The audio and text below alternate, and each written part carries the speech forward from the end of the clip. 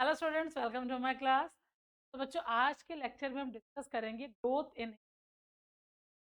अभी तक हमने क्या पढ़े? प्लांट ग्रोथ प्रमोटर्स पढ़े, तो प्लांट की बहुत ज़्यादा क्या करते हैं? एनहांस करते हैं। अब हम वो हार्मोन्स पढ़ेंगे जो प्लांट की ग्रोथ को सप्रेस करते हैं, रोक देते हैं।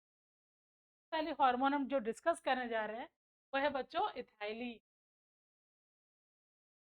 इथाइलिन का जो नेचर है वो कैसे है? आपको गैसियस नेचर। तो हम लोग बच्चों वोलेटाइल हार्मोन कहते हैं। क्या बोलते हैं? Volatile hormone. क्वेश्चन आता है, which plant hormone is known as volatile hormone? Answer is ethylene. कि कौन सी स्टेट में होता है? Gaseous state. ठीक है, चलिए। देन इसके अलावा थाईलैंड को हम लोग क्या बोलते हैं? ग्रोथ रेगुलेटर के अंदर हम लोग जो डिस्कस कर रहे हैं वो है ग्रोथ इनहिबिटर। Growth inhibitor. तो इथाइलिन हम लोग बोलते हैं gaseous phytohormone. Almost all plant tissue ethylene gas in minute quantity. Clear है? हर एक प्लांट टिश्यू थाइलिन गैस का प्रोडक्शन हो रहा है, वो भी बहुत ज़्यादा माइन्यूट क्वांटिटी। क्लियर? अब डिस्कवरी देखिए, in 1924 Denny found that ethylene aids the ripening of. ठीक है, 1924 में डेनी नाम के साइंटिस्ट कि थाइलिन इसको स्टिमुलेट कर रही है, लेमन्स में रैपनिंग को स्टिमुलेट कर रही है। 1934 में आर गेन नाम के साइंटिस्ट, उन्होंने देखा था राइप बनाना कंटेन अबंडेंट इथाइलिन। तो आपने देखा होगा, हम बनाना लेकर आते घर में, केला एक दो दिन में वो खराब होना स्टार्ट हो गया। सर्दियों में तो एक दो दिन में खराब हो रहा है, गर्मियों में वो एक ही दिन में खराब होता है। क्यों? इतना ज़्यादा गल जाता है क्योंकि बहुत ज़्यादा अमाउंट में इथाइलिन का प्रोडक्शन होता है। नेक्स्ट, इन 1935 ओकेन et identified ethylene as a natural plant hormone. इन्होंने इथाइलिन को आइडेंटिफाई किया था as a natural plant hormone. Clear? Next occurrence देखिए फटाफट। Maximum synthesis occur during climacteric ripening. अब मैंने आपको क्लाइमेट्रिक रैपनिंग भी पढ़ाया था, लास्ट लेक्चर में जाके देखिए। ठीक है, और नॉन क्लाइमेट्रिक ऐसे इनको हम इथाइलिन करके राइप कर सकते हैं, वो क्लाइमेट्रिक होते हैं। जिसका हम इथाइलिन का यूज नहीं करते, जिन भी फ्रूट इथाइलिन का यूज नहीं होता एज अ रैपनिंग, तो हम लोग बोलते हैं नॉन क्लाइमेट्रिक। पढ़ा था हमने। ओके,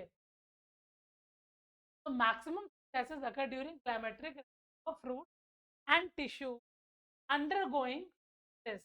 और वो टिश्यू दो सेनेस में जा रहे हैं, मतलब एजिंग की तरफ जा रहे हैं। मैं आपको सबसे ज़्यादा इथाइलिन देखो, वो क्या है? Growth inhibitor. It is formed in almost all plant part. हर जगह मिलेगी बच्चों, रूट में मिलेगी, इसमें भी, फ्लावर्स में भी। और ठीक है, ट्रांसपोर्ट किस फॉर्म में होती है? आप कहोगे इजीली डिफ्यूजिबल है ये। तो ये इंटरसेल्युलर स्पेसेस क्या होती है? ट्रांसपोर्ट होती है one cell to another cell. Precursor कौन सा अमीनो एसिड है जिसको फॉर्मेशन करती है? आप कहोगे methionine, phenolic acid and fumaric acid. ये क्या है? इनके प्रिकर्सर सब्सटेंसेस हैं जिनसे इथाइलिन का फॉर्मेशन। बायो ऐसे गैस क्रोमेटोग्राफी क्या? आई होप आपको पता होगा, नहीं पता होगा तो सुन लीजिए। क्रोमेटोग्राफी एक ऐसा प्रोसेस है जिसमें हम किसी भी बायोमोलिक्यूल सेपरेट करते हैं on the basis of colour band. Separation of biomolecule on the basis of colour band is called chromatography. कौन सी क्रोमेटोग्राफी के इथाइलिन को मेजर किया था? आंसर होगा आपका गैस क्रोमेटोग्राफी। क्लियर? डेफिनेशन में लिख दे रही हूँ। Separation of biomolecule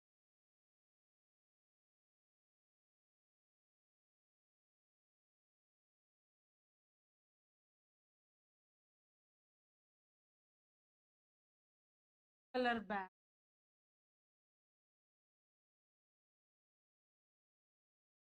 called chromatography. Ethylene can be measured by gas chromatography.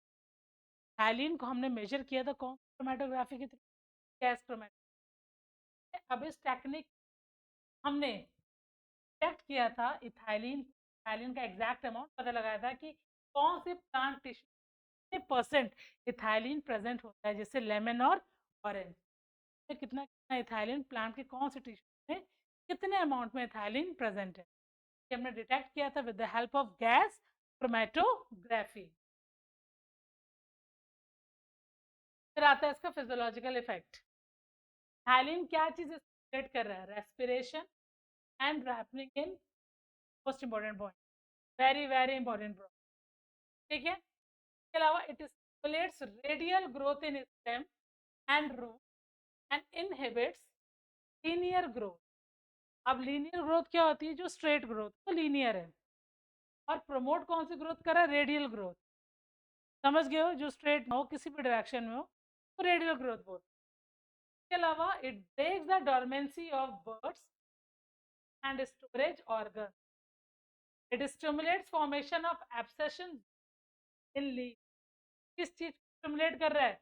आप कहोगे फ्लावर्स में, फ्रूट्स में एब्सेशन जोन बनाता है ये, ताकि एब्सेसिक एसिड का प्रोडक्शन हो। दूसरा, जो लीव्स हैं वो परमानेंट वहां से क्या हो जाए? शेड हो जाए, फिर दोबारा लीफ कभी भी रिकवर ना हो। Next, abscission of stem elongation. उसके अलावा ये करता है क्या है? Shortening the internode. इंटरनोड की जो लेंथ है उसको कम कर देता है, तो ग्रोथ को क्या करता है? रोक देता है। In low concentration ethylene help in root. अगर ये बहुत ही लो कॉन्सेंट्रेशन होगा तो रूट की जो ग्रोथ है वो इनिशिएट हो जाएगी, ठीक है। अगला, growth of lateral roots and root hairs.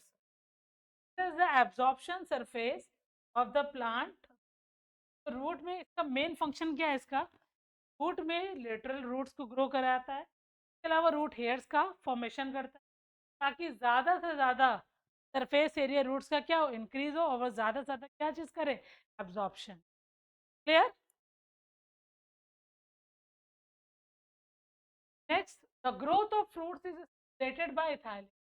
देखो भाई, कुछ प्लांट्स में फ्रूट की जो ग्रोथ होती है वो किस पे डिपेंड होती है? इथाइलिन में। कौन से फ्रूट में होती है? Climacteric. Ethylene causes ripeness, most important point. Ethylene उसके अलावा क्या करता है? मतलब फोटोनेस्टी। फोटोनेस्टी क्या होता है? तो ग्रोथ होती है, जो रिलेशन होता है जब लाइट की प्रेजेंस में होता है तो हम लोग बोलते हैं फोटोनेस्टी। क्लियर? जब लाइट की एब्सेंस में होगा तो उसे क्या कहेंगे हमें? नेक्स्ट, डिटेलिंग अभी आप आगे पढ़ोगे। एग्रीकल्चर रोल देखो। Hyaline normally reduces flowering in plant. का मेन फंक्शन क्या है? कि फ्लावरिंग को रिड्यूस कर देता है, accept in pine Apple and mango. सब प्लांट्स भी क्या करेगा? रिड्यूस करेगा। रिड्यूस नहीं करेगा pine Apple and mango. Next, it increases the number of female flower.